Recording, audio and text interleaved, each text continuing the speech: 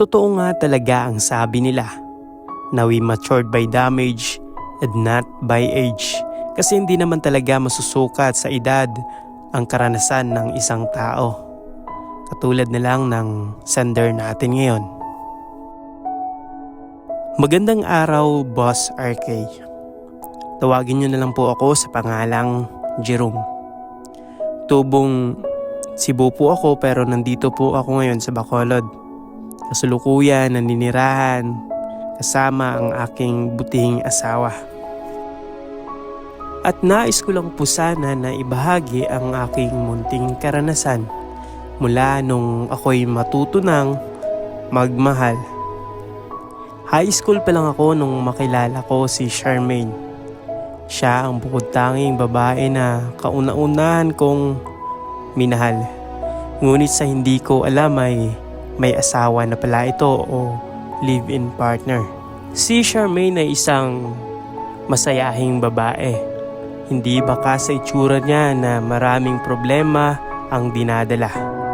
At sa mga panahong iyon ay 3 years na silang magkasama ng kanyang partner. Pero wala silang anak kasi nuuna pa nila ang pag-aaral ng isa't isa.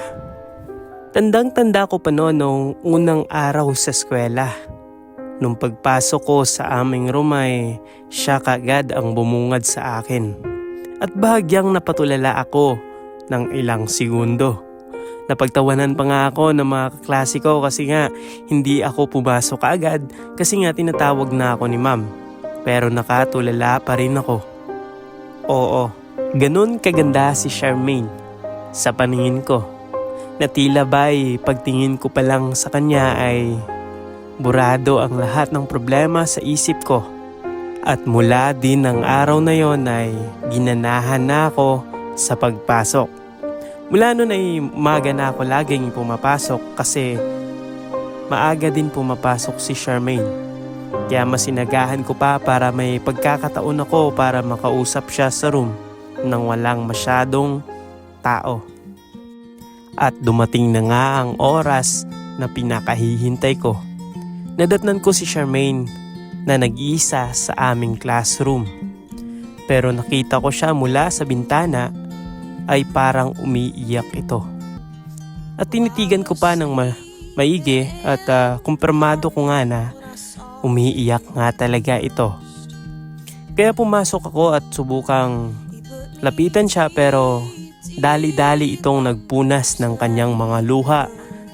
At nang tinanong ko naman kung okay lang siya ay kagad naman itong humarap sa akin at ngumiti. Baka sa mga mata niya na umiyak talaga ito. Pero tila ba'y nakakahawa ang ngiti nito. Kaya napangiti na lang din ako. Sabay sabing, ang aga-aga umiiyak ka dyan. Ano kaya kung coffee muna tayo? Tara, sa kantin. Sige ba, basta libre mo ako. Aba, oo naman, ako yung nagyaya eh. Ano, G? G? Sobrang tuwa ko nung pumayag siyang niyaya ko siya na mag-coffee sa kantin. At doon nagsimula ay nagkwentuhan kaming dalawa. Nalipay na taon Diyod ko. Doon ko nalaman ang buong kwento niya. Sinasaktan pala siya ng kanyang ka-live-in partner. Nakatira sila sa bahay ng magulang ng kanyang ka-live-in partner at doon ay ginagawa lang siyang parang katulong. Minamaltrato at sinasaktan, lalo na kapag lasing ang kanyang ka-live-in partner. Mabait naman sa kanya ang magulang ng kanyang ka-live-in partner pero wala itong magawa. Dahil ang kanyang ka-live-in partner ay siyang tinuturing na prinsipe sa bahay na iyon. Tinanong ko din sa kanya kung bakit niya ito tinitiis. Pero ang tanging sagot niya lang sa akin ay wala siyang ibang mapagpipilian. Dahil gusto niyang makapagtapos ng pag-aaral at napunta siya sa ganong sitwasyon. Kasi nga ay tinalikuran niya ang kanyang pamilya para sa kanyang ka-live-in partner.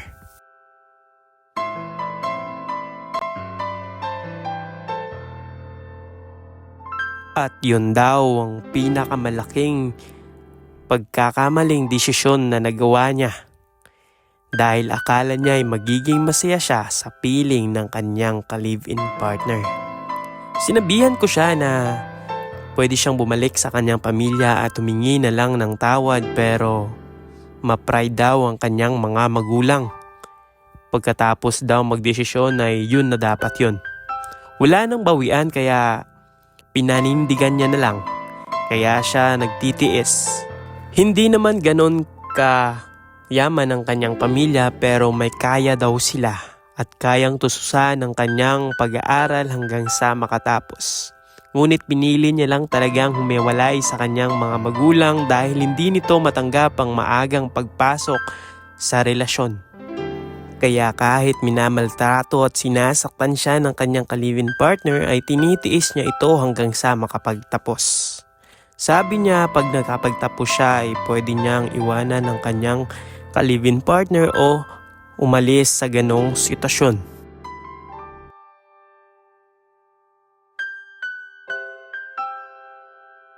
Aaminin ko, Boss RK, na awang-awa ako sa kanyang sitwasyong iyon.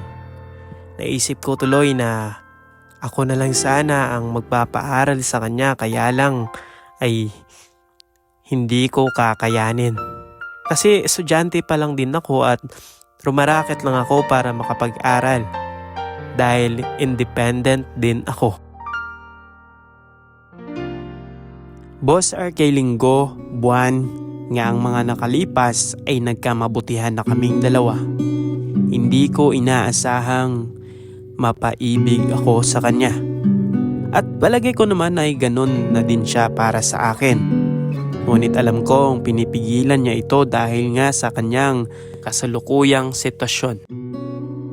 Ngunit sadya talagang mapagbiro ang tadhana dahil palaging pinagkukross ang aming landas. At alam na rin ng mga kaklase namin kung ano ang mga nangyayari sa aming dalawa. Hindi nga rin mapigilan ay nahahalata na rin ng aming mga guro.